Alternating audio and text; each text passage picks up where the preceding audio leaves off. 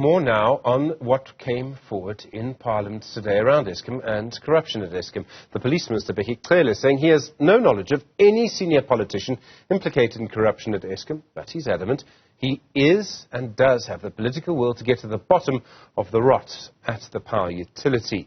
Also, the National Police Commissioner, Fannie Masemola, along with the head of the Hawks, Godfrey Lebeya, say that no investigator is probing any politician in this case, despite claims months ago now from the former Group CEO Andre de Ruyter. Cele says he's never seen a private intelligence probe that de Ruyter used to make his claims about politically connected corruption.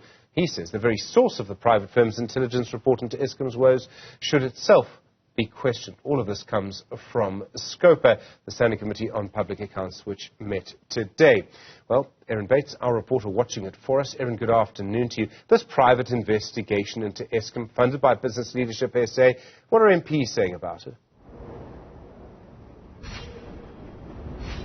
There's mixed response on that, Stephen. Some arguing that all the questions around its origins, its authors, is effectively a smokescreen from the heads of those three key law enforcement institutions, the police, the Hawks and the SIU, when dealing with what's going on at Eskom. And raising questions about it, while not unfounded, doesn't deal with the core issue here in terms of what former Group CEO Andre de Ruyter actually raised about a criminal syndicate reaching up into the very cabinet of South Africa. And so in the rounds of questioning we had today during the SCOPA meeting, dealing with some of what de Ruyter raised and what law enforcement agencies have been doing since that was last month, the various questions and points around these privately funded probes into Eskom and graft there came up. Here's what the head of the SIU had to say in terms of some of his questions on those reports. The SIU first became aware of the existence of what's called an intelligence report on the morning before the CEO was due to appear before SCOPA, I think on the 26th of April this year. The investigating team immediately requested a copy of the report from Eskom officials, as it was important so that we access it and deem appropriate to go through it and see matters that requires further attention.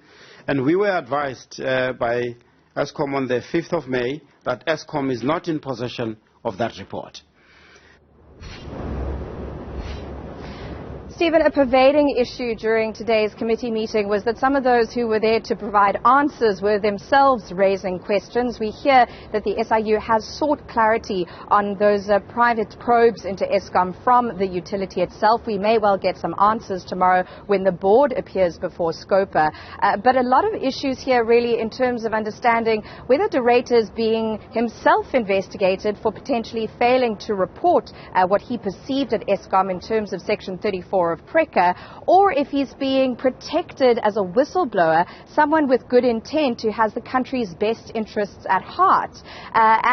You know, we had the likes of the police minister himself addressing the issues at Eskom and saying that he does indeed have the political will, and then reflecting on his own engagements with various cabinet members and indeed the president over Eskom's woes. There, Stephen, we heard, and this sort of dovetails with your interview just moments ago on Newzroom Afrika, that there was a January meeting in which criminal syndicates and organized crime at Eskom was identified as the #1 issue at the national utility. And in fact, during that reflection, Cele said that the president was cutting everyone's throats in that meeting. Gives you some sense of the kind of awareness and sort of consciousness there is in cabinet about these issues, yet law enforcement is not investigating any senior politician and pointing fingers at who are the authors of those private probes.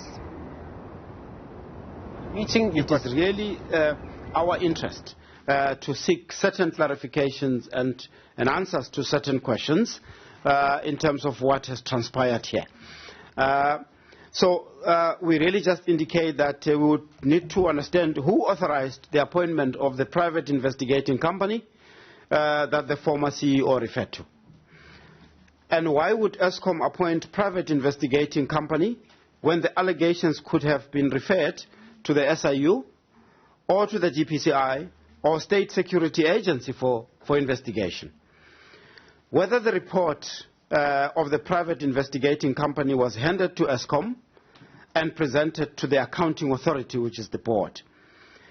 Now, if the report was so presented to Eskom or accounting authority, we would definitely want to have access to that report to consider it for further investigations that could be required from a recovery perspective and probably from maladministration and although, of course, from a corruption perspective. Erin, it doesn't all end there. The Eskom board due to appear tomorrow. What are we expecting MPs to focus on then? Well, certainly some of the MPs who are sitting in today's meeting are likely to raise those questions posed by Mothibi during today's sitting. Also some clarity on what efforts Eskom itself has taken to deal with some of the allegations raised by de Ruyter, not only, of course, before Scopa, but even before that in a very controversial media interview when he sort of blew the lid on some of this, but didn't go too far in terms of naming names and a key name in particular. So we expect that. Stephen Pravin Gordhan, Public Enterprises Minister, set to appear before Scopa as well on these themes come the 17th of May 2023. And then Presidential Advisor Dr. Sidney Mufamadi also expected at a date yet to be announced. But in terms of the general questions that MPs posed, you asked about some of their views, for example, on those private business reports on Eskom. Stephen, across the political spectrum here today, there really was a sense of frustration around an absent, crisp set of answers from the police, the Hawks and the SIU on piece by piece, point by point, dealing with what de Ruyter raised. And that's certainly leaving some, including the very chair of Scopa, seeing the police as reflected in an indictment here and a lackadaisical or glacial was the word approach to dealing with these controversies as everyday South Africans deal with the toils of load shedding. And in fact, it was an ANC MP herself who said, we have to deal with questions from people who think we're doing nothing about Eskom. That was some of the feedback during the meeting today. Erin Bates, thank you very much indeed. Do appreciate that update from Parliament. Well, more, of course, from Parliament tomorrow on Eskom. Let's get more.